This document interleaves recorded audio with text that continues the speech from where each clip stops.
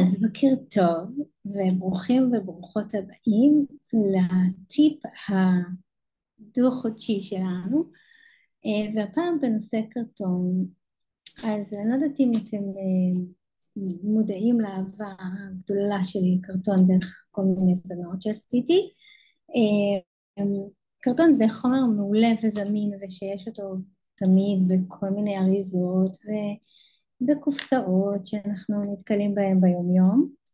פעם פשוט לקחתי קופסת נעליים שמה שמגניב בה זה שיש לה קרטון דקיק ולא יותר מדי קשה לשימוש. הייתה לי קופסה אחרת עם קרטון יותר עבה, זה גם עובד, אבל זה הרבה יותר קל להשתמש בו, לגזור אותו ולעשות כל מיני דברים מגניבים. אז מה שאני רוצה להראות לכם היום זה איך לבנות מין כמו שכונה כזאת מגניבה שעומדת. אני אשלח לכם בקבוצת הטיפים שלי גם את התמונה של כל השכונה.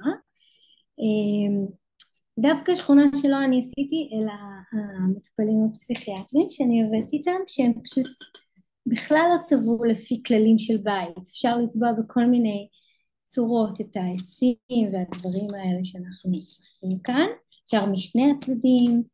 אז מה שאני רוצה להראות לכם זה כמה קל וכיף ונעים לצייר על קופסת נעליים, ואחר כך לגזור אותה, ורצוי גם לגזור לא על הקו, אלא שיהיה לנו קו שחור.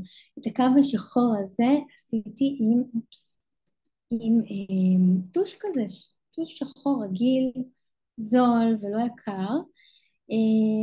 יש כמובן טושים יפנים יקרים שהם עולים יותר והם גם יותר איכותיים, אבל למקרה הזה מספיק לעבוד עם חומרים פשוטים. גם טוש כזה, כמו שיש לכם בבית, טוש לא חשוב איזה, ובפנים צבעתי עם הפנדה. אני תכף אראה לכם אני אדגים לכם את התהליך. אני אוהבת מאוד שיש כאן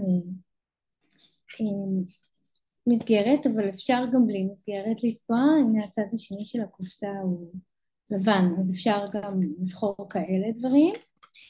ודבר חשוב שאני רוצה להראות לכם עם הפנדה הזאת, זה קודם כל פנדה מכסה טוב מאוד את השטח. רואים? ונורא כיף לצבוע את הזורמת.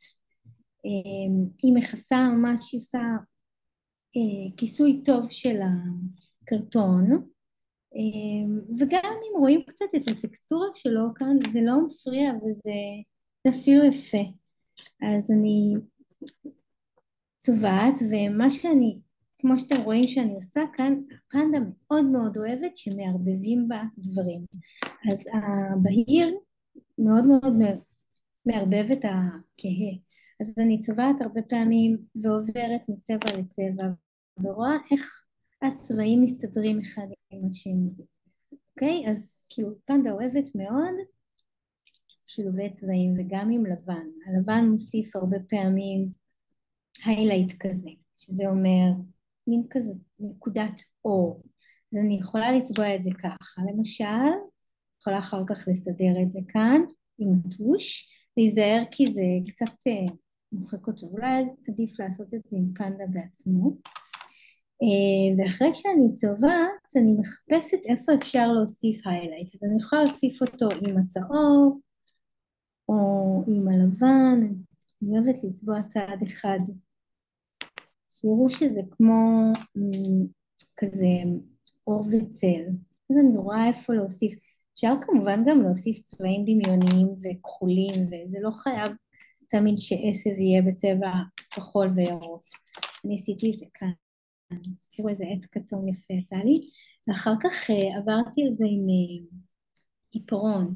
עיפרון והפנדה אוהבים אחד את השני, והם ממש כאילו מסתדרים, זה כמו חורד בפנים. אז אפשר גם לעשות כזאת מין תצוגה של הדברים, השמה של צבע. אני אוהבת את השילוב של הקו והכתמים, כמו שאתם יודעים. דיברתי על זה לא מעט בטיפים שלי. מי שלא מכיר את קבוצת הטיפים שלי, שבה אני שולחת התראה, אז אני אשים אותה כאן מתחת לסרטון ותוכלו להצטרף, כי בקבוצה אני שולחת גם עוד תמונות של התהליך שלא כל כך הצלחתי להראות בסרטון עצמו. אז אני מראה לכם את הסוג הזה של הצביעה, ויש כאן עוד כל מיני צביעות, ואפשר גם לבוא ולעשות דברים בצורה פשוטה, לצבוע רק בטוש, או רק בעיפרון, או רק בצבע לבן, למי שיש סוג כזה של טוש לבן, וגם כן עובד טוב מאוד על הקרטון. ומה שחשוב לעשות זה לגזור רגל כזאת לכל מין עץ או בית שאנחנו עושים, אתם רואים? כאן עשיתי חריץ קטן, וגם כאן חריץ משולש כזה, ואז זה מתלבש בול וזה עומד ממש יציב, אוקיי? זה ממש עומד יציב על המדף. אז אני מראה לכם איך לעשות. כל דבר כזה אני חוזרת מין כזה חצי עיגול, ואז עושה פה חריץ כזה משולש, אוקיי? וגם כאן חריץ משולש, והעמידה זה לפעמים עומד קצת באלכסון, וזה אפילו קצת יותר קל לראות. והרעיון הוא לעשות מין שכונה כזאת מהממת ויפה של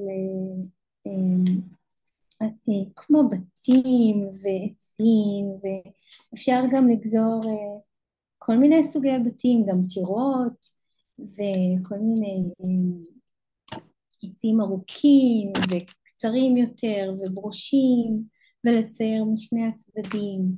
אז אני מקווה שתיישמו את זה ותעשו את זה. ומי שאוהב מאוד מאוד את הקרטון כמוני ורוצה להתנסות בעוד סוג של צביעה, אז יש לי סדנה שאני שולחת בתשלום סמלי של 40 שקל לילדים, סדנה שהיא ממש איך לעשות כל מיני ציורים וצביעות מקרטון, כל מיני רעיונות של ציפורים עם כנפיים והעמדה של כל מיני סוגי צביעה, וזה יהיה באקריליק. אז מי שאוהב גם אקריליק וגואש, גם מוזמן לנסות. בינתיים זה הטיפ שלי לעכשיו, אז מקווה שתהנו ותגיבו לי, תשלחו לי איך יצא לכם. אני אשמח לראות. ביי בינתיים.